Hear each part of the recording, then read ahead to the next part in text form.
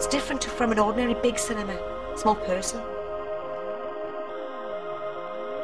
It's really nice to have these unique little places which are different, which are slightly kind of set aside.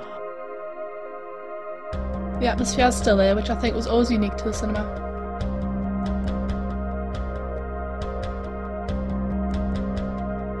And I was really surprised about just how much had changed about the building itself.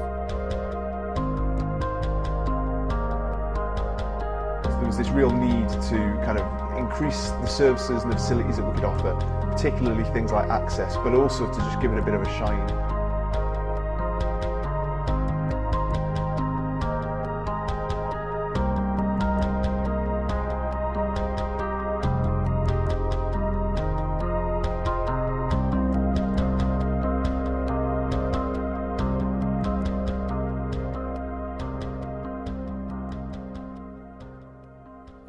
The cinema was in quite a difficult situation. It'd been running here as an art house cinema for the region since the 60s, and had some highs and lows. You know, had some real highs through the 1980s. Through the 1990s, it had some real lows. I think mainly because they didn't have. They found it really hard to keep people in the role of director of the cinema, and they had a very high turnover of people. And I actually started at the Tyneside when we were over at Gateshead, so my only experience of the building had been as a customer, and I always used to love coming here because of obviously the films, the type of place it was. But I think there was definitely a perception that it was certainly a bit run down, and if you wanted to be very cruel, that it was pretty grotty. Did need something doing to it. Yeah. I quite like rough around the edges. Yes, yeah. But yes, it did need, like the seating was a bit punitive. To have a successful cultural cinema, you have to have at least 3 screens. The simple reason being that we tend to show way more product than multiplexes do. There's much more independent film emerging, and digital will mean more and more coming out in the future all the time. I think as the popularity of the cinema was increasing, it was definitely ready to change the way it was projecting its films. I think the digital kind of introduction was definitely something that the cinema was definitely ready for it, and it was ready for that technological boost. Yeah, I was over here quite a lot. Probably too much for the builders sometimes. But yeah, I'd come over probably 2-3 times a week. A lot of the work initially on the building was about demolition. And for the first few weeks it looked like we were just destroying the Tyneside Cinema. It was the process of kind of watching it develop very slowly, day by day almost.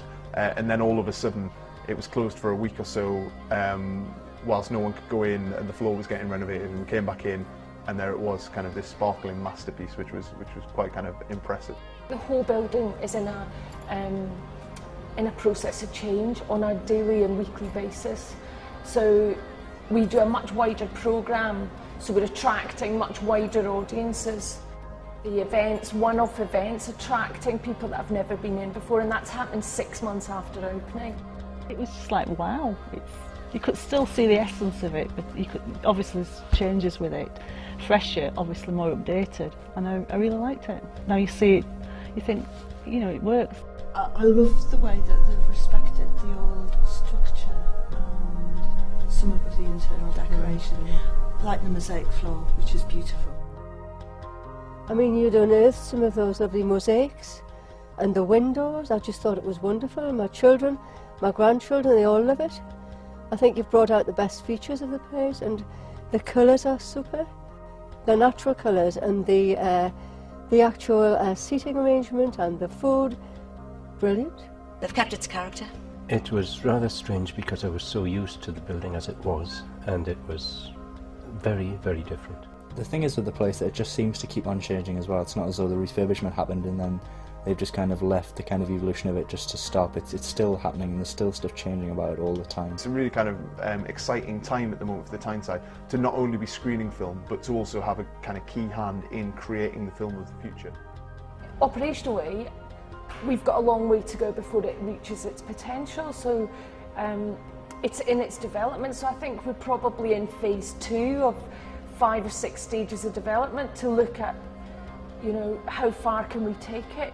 I think the fatal thing for the Tyneside as a building is if we built something that then becomes a sort of edifice, it becomes something that, you know, becomes very purist and won't let anybody in to come and play. And actually what we aspire to do is try and create some sort of playground, so we're trying to find ways of breaking the structure and opening it up so people with new ideas can come in and play and get new ideas in front of audiences. I think the one thing that this building is really good at is generating audiences' excitement and getting audiences integrating and kind of engaging with ideas and with artists and filmmakers.